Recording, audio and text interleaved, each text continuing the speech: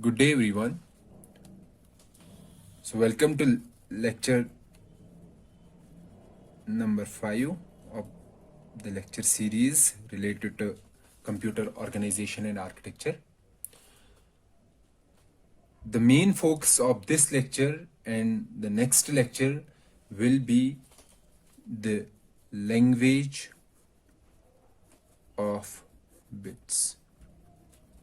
Okay, or we can say these two lectures will be dedicated to machine language. Lecture number 5 and lecture number 6.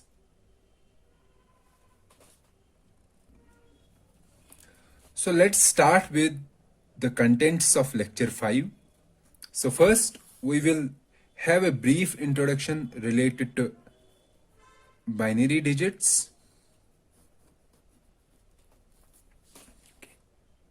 Then from there we will move to see how to perform operations in a computer.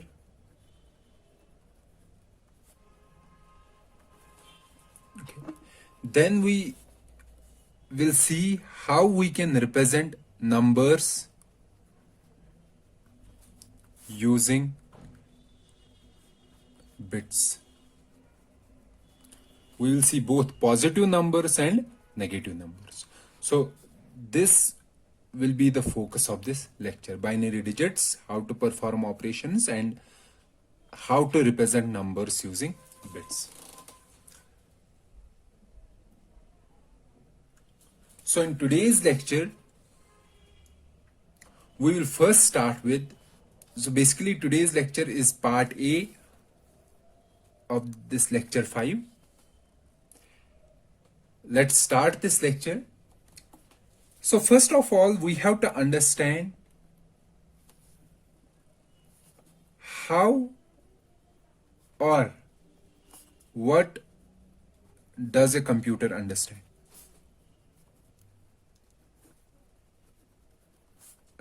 Because whenever you want some entity to perform some operation, you have to give the instructions in the form in which that particular entity understands.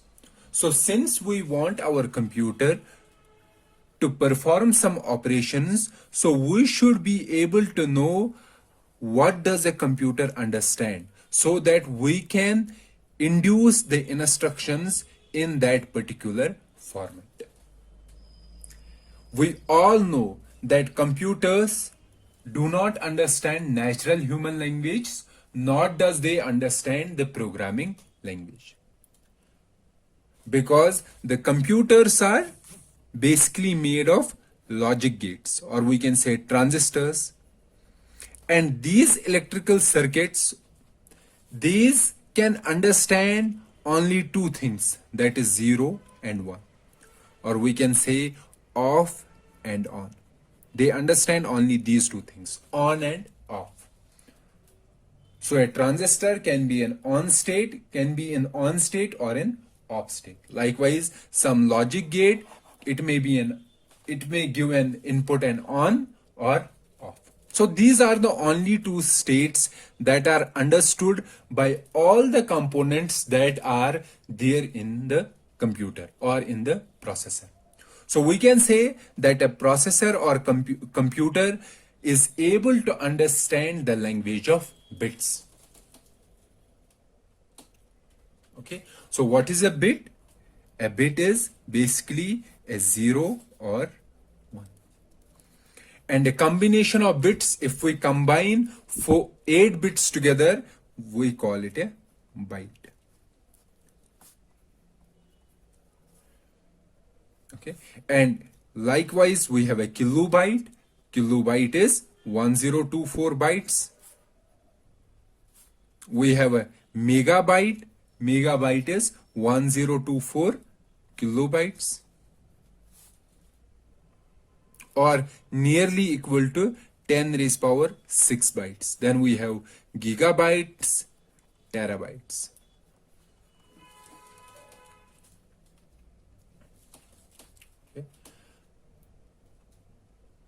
So up to this point, we got that our computer system or our processor is able to understand only binary digits. Okay, so this is the one thing that is clear to all of us, that our computer system understands only zeros and ones. Let's first see how can a computer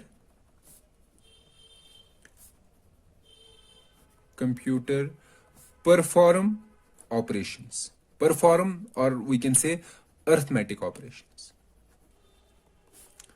How it is able to perform arithmetic operations. Okay, so we say that we have two data items, D1 and D2, and we want to perform some arithmetic operation on these two data items. So these two data items, we may have to perform addition, subtraction, division, or multiplication. Okay, the first thing that we have to understand is how we can represent these two data items using our bits. This is the first thing that is to be understood. So how we can represent these data items, and these data items can be either integers or floating point numbers.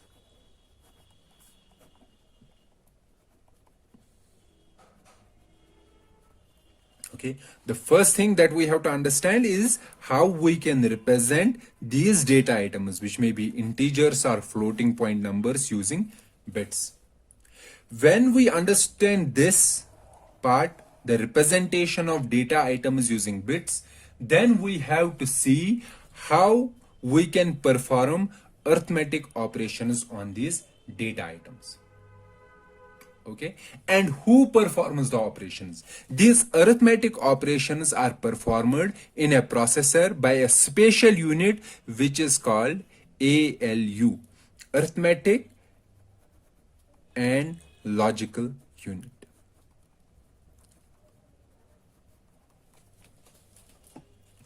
This is a special circuit inside our processor that is responsible for performing arithmetic and logical operations.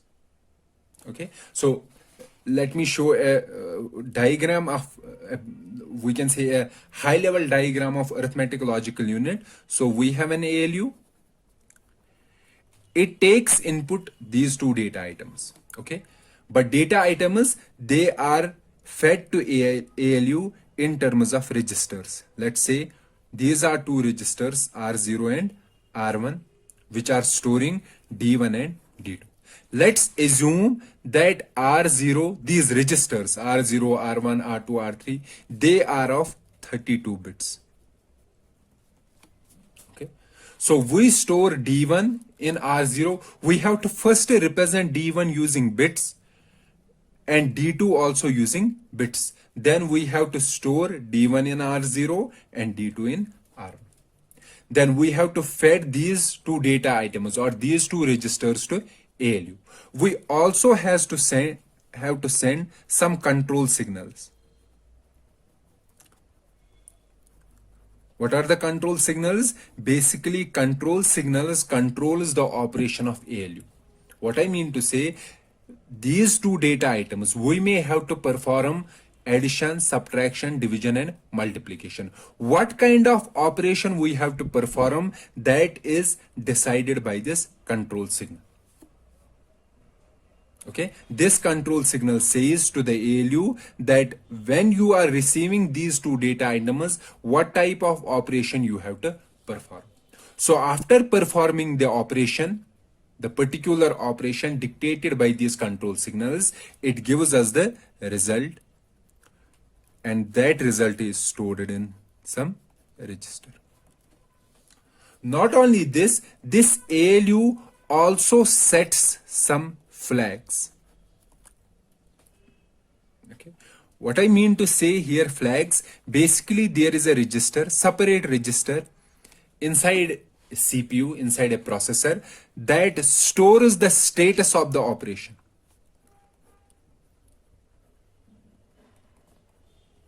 Status.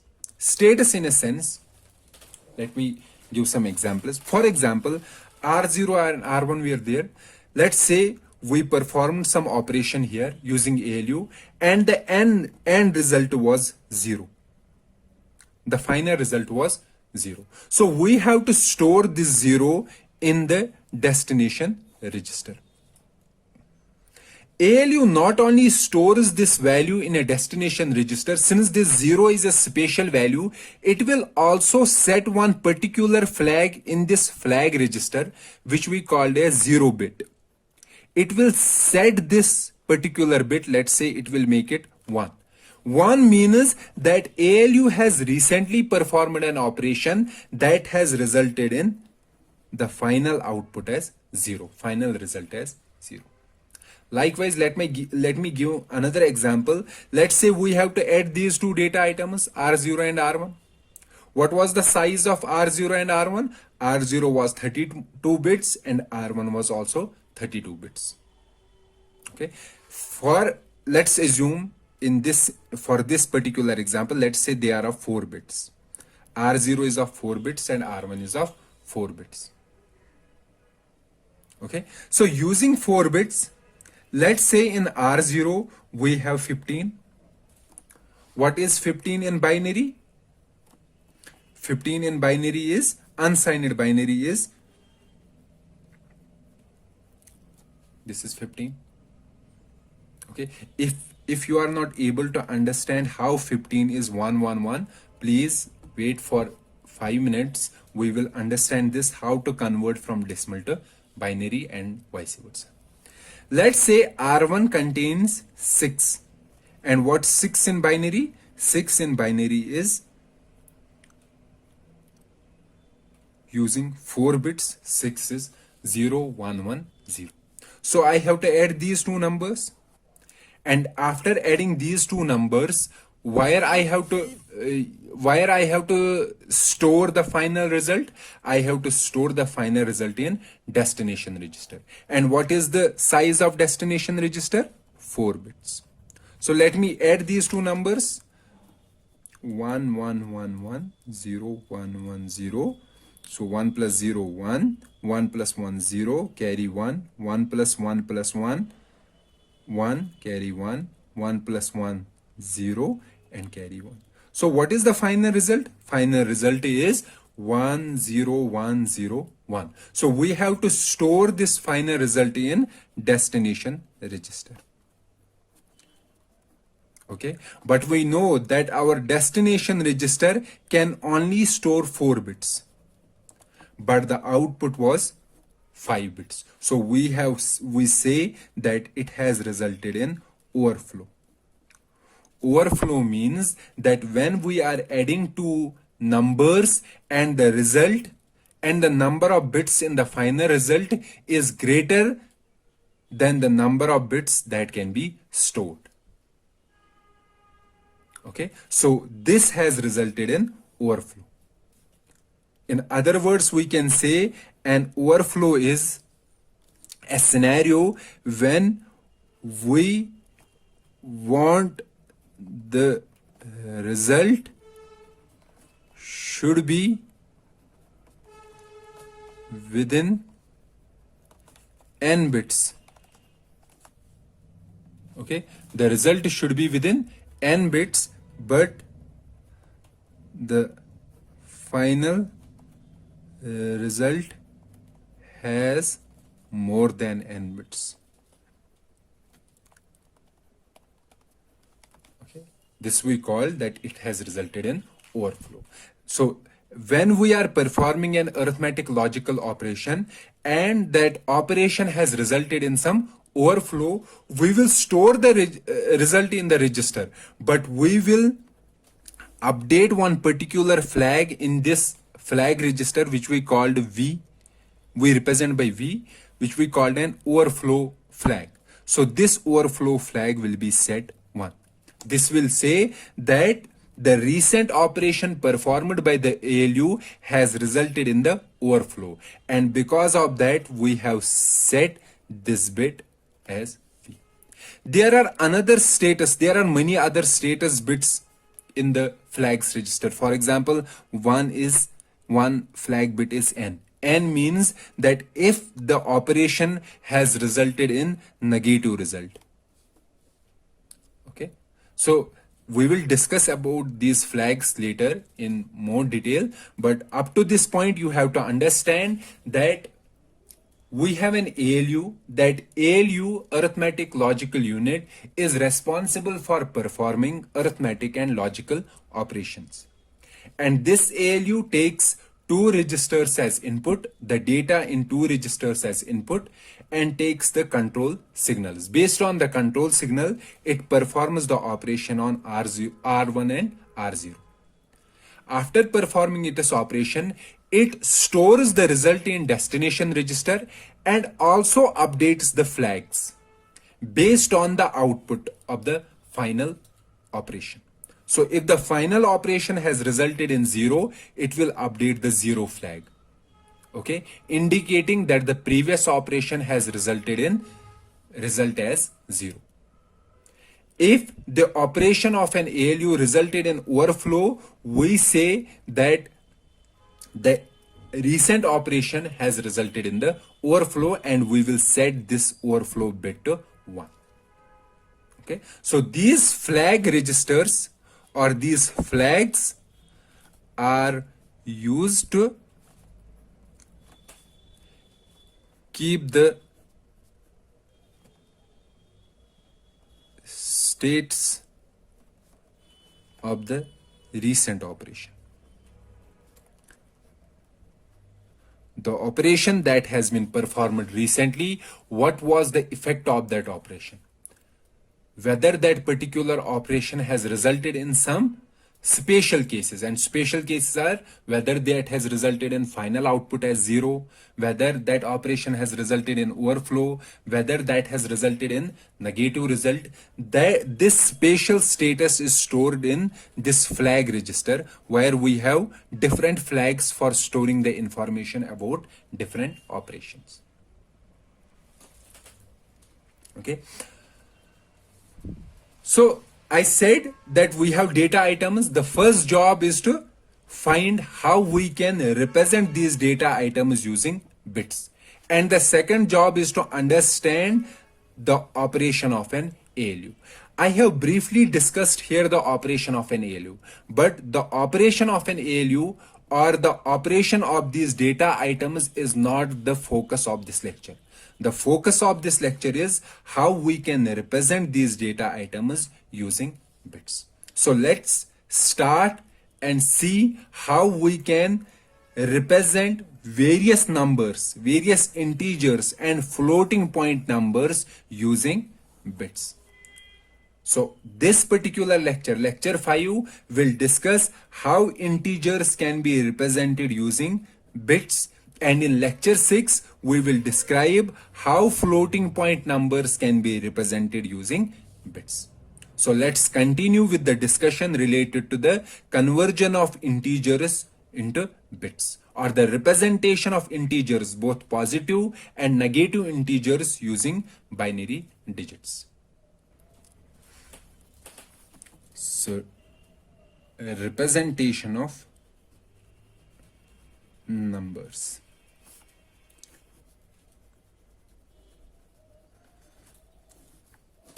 Up to this point, we all may be well aware about the base 10 system.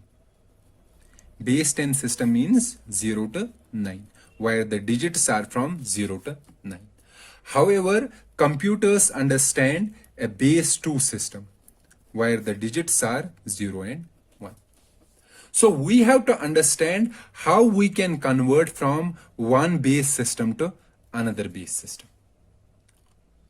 Okay, for example, there are another base systems also, base 8, that is called an octal number system. This is called a decimal number system. This base 10. Base 2 is called binary number system. Base 8 is called octal number system. So in base 8, our digits are from 0 to 7. Likewise, we have another system, base 16, which is called hexadecimal number system. And the digits are 0 to 9. So these are 10 from 0 to 9.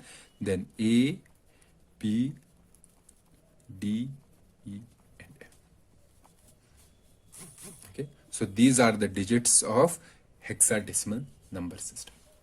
So the first job is to understand how we can convert from one system of numbers to another system of numbers. So if we have a number in decimal number system, let's say this is my number 238. Okay, so 238 we can write from, this is the least significant, so leftmost bit or leftmost digit is the least significant and rightmost is the most significant digit. So we write this in terms of 10 raised powers. So we always start from 0, so it will be 10 raised power 0, 10 raised power 1, so 10 raised power 2. So I can write this as 2 into 10 raised power 2 plus 3 into 10 raised power 1 plus 8 into 10 raised power 0. Okay, so we have to multiply first by 10 raised power 0, second by 10 raised power 1, third by 10 raised power 2. Or I can write that decimal number system is written in this format. I running from 0 to n, and I denotes the least significant. I means, let's say this one. I, this is I0, I1, I2. Okay. AI into 10 raised power I. So AI will be A0 is equal to 8. This is the digit. A0 is equal to 8. A1 is equal to 3. And A2 is equal to 2. So if we expand, so I running from 0 to n, how many digits are there? 0, 1, 2. Up to 2 we have to run. So summation I running from 0 to 2, AI into 10 raised power I. So I can write this in expanded form. AI mean, let's give I 0, then 1, then 2. Let's give first 0. A0 into 10 raised power 0 plus A1 into 10 raised power 1 plus A2 into 10 raised power 2 is equal to, what is A0? Start from the least significant. 8 is, A0 is 8 into 10 raised power 0 plus A1. A1 is 3 into 10 raised power 1 plus A2 is 2 into 10 raised power. So this is how we represent a decimal number. So a decimal number is converted to decimal number using this logic. Same number system to same number system. Let's say we have a number in base 2 system. So this is my number in base 2 system, for example. Okay, and I have to convert this number into decimal number. For converting any number to decimal number, we have to write this in this format, in this particular format. Okay, or I can say in this particular format is equal to summation I running from 0 to n AI into, here we were having 10 as the base system, but here the base system is 2 raised power I. So it will be is equal to, so I is running from 0 to n. So n is, let's say this is 0, 1, 2, 3 and 4. Basically I is the index. Okay, index 0, 1, 2, 3 and 4. So I runs from 0 to 4 AI into 2 raised power I. When I expand it, it will be A0 into 2 raised power 0 plus A1 into 2 raised power 1 plus A2 into 2 raised power 2 plus A3 into 2 raised power 3 plus A4 into 2 raised power 4 is equal to A0. What is A0? 0 into 2 raised power 0 plus A1 is 1 into 2 raised power 1 plus A2 is 1 into 2 raised power 2 plus A3 is 0 into 2 raised power 3 plus A4 is 1 into 2 raised power 4. So let me expand it. 0 into 2 raised power 0 is 0 plus 2 plus 4 plus 0 plus 16. It will be 20. So this number in binary in base 2 can be converted to the number in this particular what I mean to say, in decimal number system using this particular method. So likewise, if we have a number in octal format, let's say I have a number 1 3 4. This is an octal number. Okay, so how I can convert this into binary number? So this will be simple. The first one, 4 into 8 raised power 0 plus then second, because base is 8 here, okay, 3 into 8 raised power 1 plus 1 into 8 raised power 2. So it will be 4 into 8 raised power 0. 8 raised power 0 is 1. So 4 1 plus 24 plus 64. So it will be 292 in this. Okay. Likewise, you can convert hexadecimal in decimal. So please go through these go through various examples, take different numbers and convert from one number system to another number system. Let's say we have base 16. Okay, we have a number in base 16. This is my base 16. This is a number. Basically, we write OX to denote that this is, or 0x, that this is a hexadecimal number. Okay, because let's say I write 1 to 1. This is a number. So can you say to which number system this belongs, to which number system this 1 to 1 belongs, whether it belongs to decimal? So you can easily say that it does not belong to binary. Why? Because binary has only 0 and 1. So it does not belong to the binary. It may belong to decimal, octal and or hexadecimal. So to differentiate between these three number systems, if we write OX in between, that means it belongs to hexadecimal.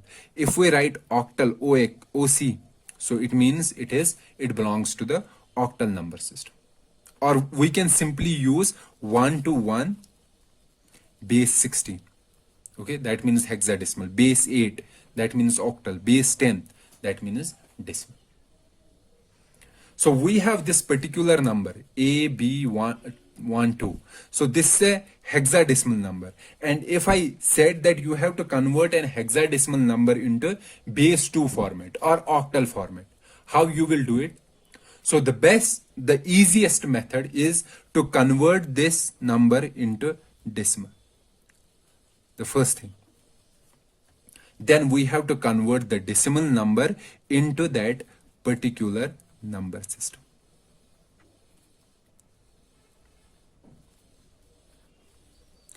Up to this point, we learned how we can convert a number in any other base, for example, in base 2, base 8 or base 16 to decimal format.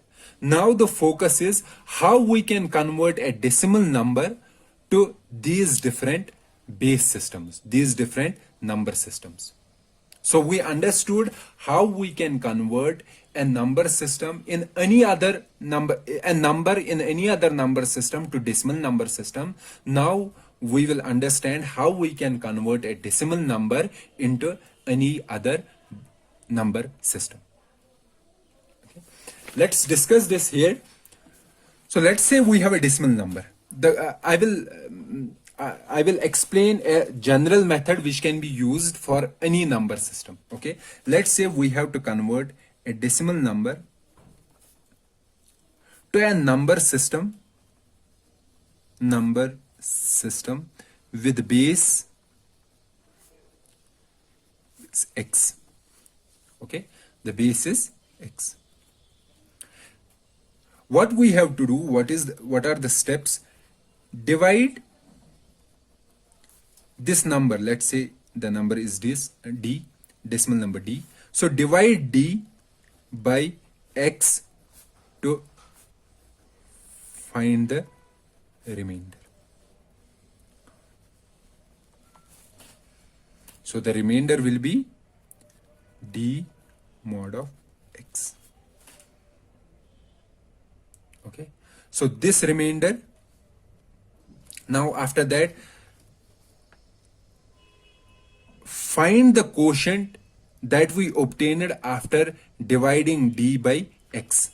So quotient will be d divided by x. Now make d is equal to q and store this r store r in an array. So let's say we have an array. This is our array. Okay, what we did, we took this r and stored it at here. Then repeat.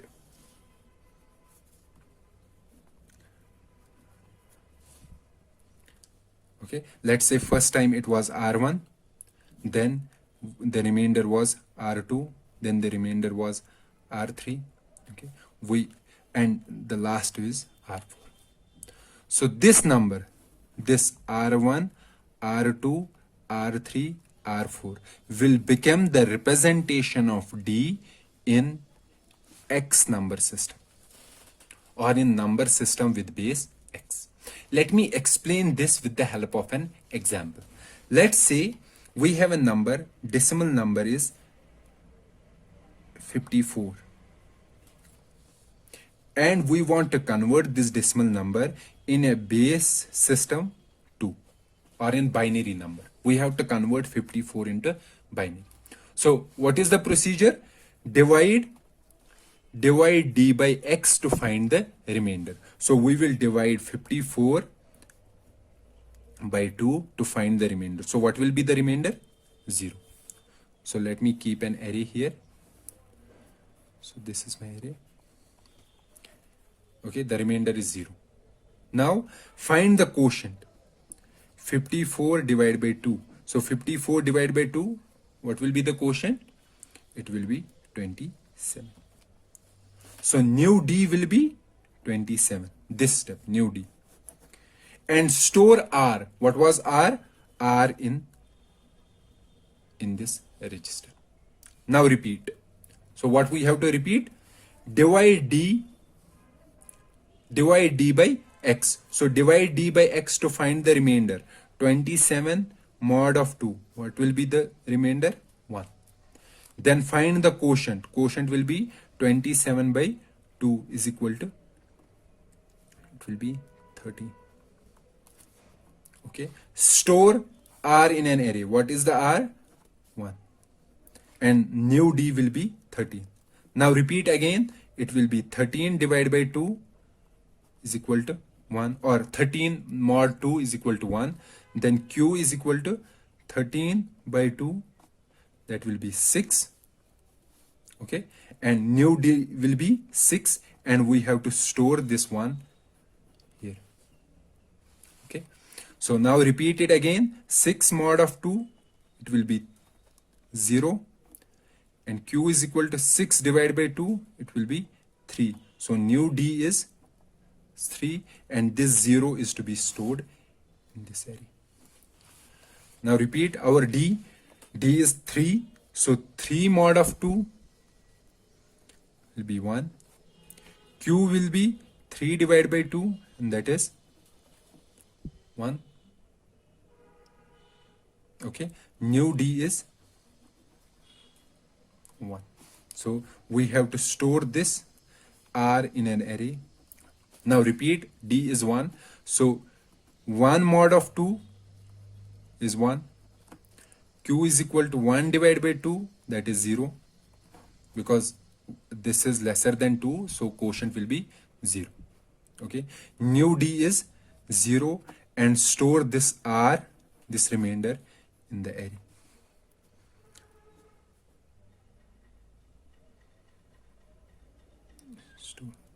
Okay. Since D became 0, so we will stop here. Now let's go to this array. So what is there in the array? In array we have 0, 1, 1, 0, 1, 1.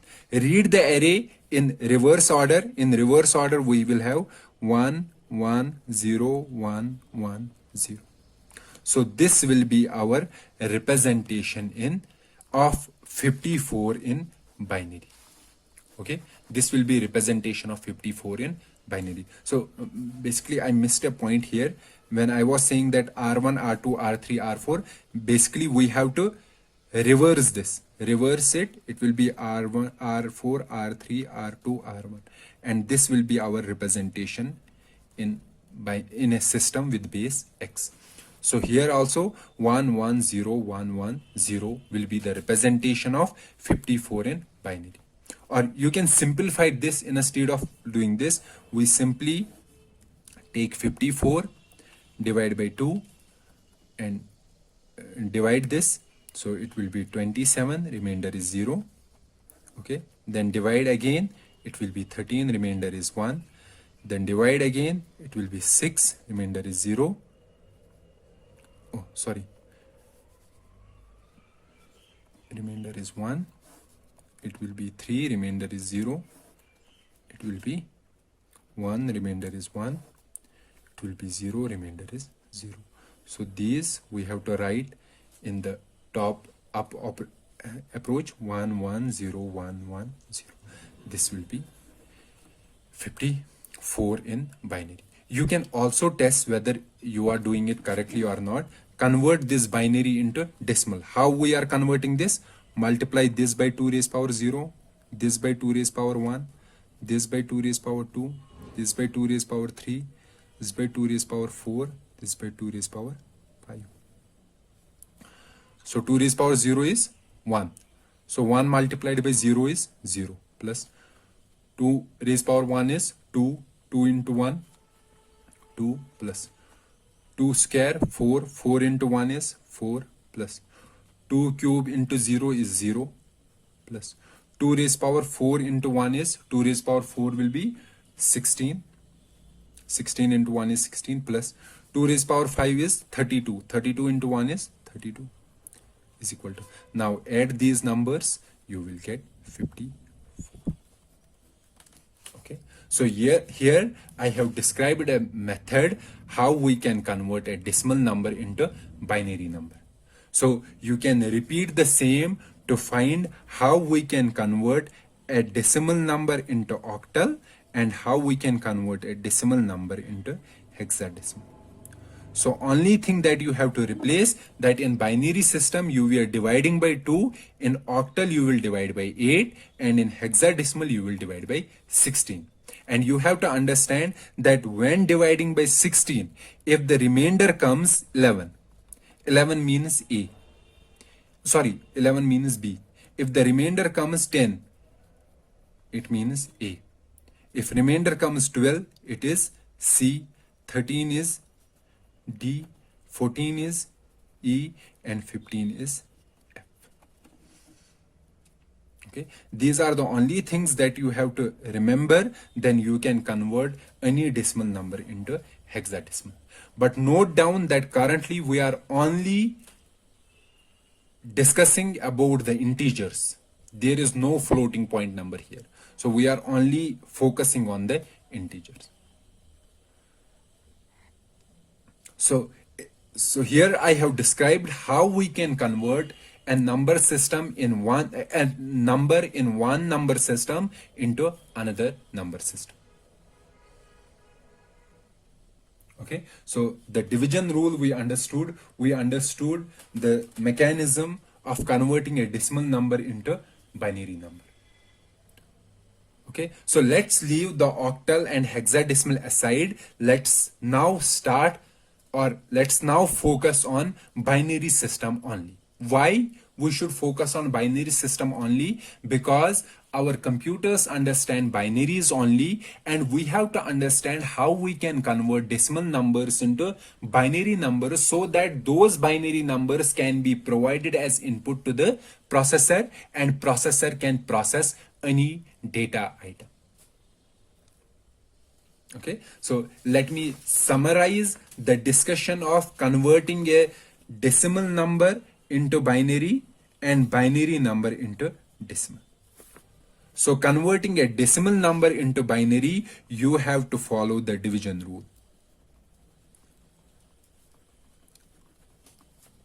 Okay, dividing the decimal number by 2 and at each time noting down the remainder. Okay, and repeating the same step again and again. Okay, and for converting a binary into decimal, we have to simply follow this rule: I running from 0 to n, ai into 2 raised power I. Okay, where I is the index starting from least significant bit. So least significant bit is the rightmost bit, and most significant bit is the leftmost bit. Okay, so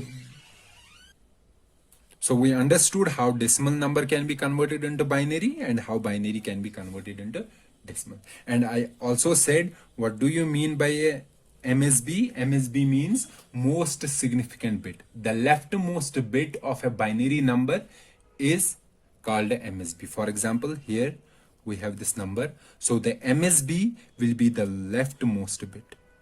This is MSB. And this is LSB, least significant bit. Least significant bit means this has the least value and this has the most highest value, because this is getting multiplied by 2 raised power 0 and this will get multiplied by 2 raised power 3. So this is the most significant bit, leftmost bit, and rightmost bit is the least significant bit. Okay, so you can convert any decimal number into binary. However, the problem arises when the number is negative, because at this particular time, if I give you any number, let's say 58 or 103, so I will give you this number, you can easily convert this number into binary. So there is no problem in converting a positive number. Positive numbers are also called unsigned numbers. So an unsigned number can be easily converted into a binary. However, the problem is with the negative numbers or with the signed numbers. So where we have to store the information about the sign as well. Okay, so in our next lecture, we will discuss how we can represent signed numbers using binary. Signed numbers includes both the positive numbers and the negative numbers. Up to this point, we well understood about how we can convert a positive number into into binary. However, our numbers has both positive numbers and negative numbers. So we have to understand how we can convert signed numbers or how we can represent signed numbers into binary. And we will discuss this in our next lecture.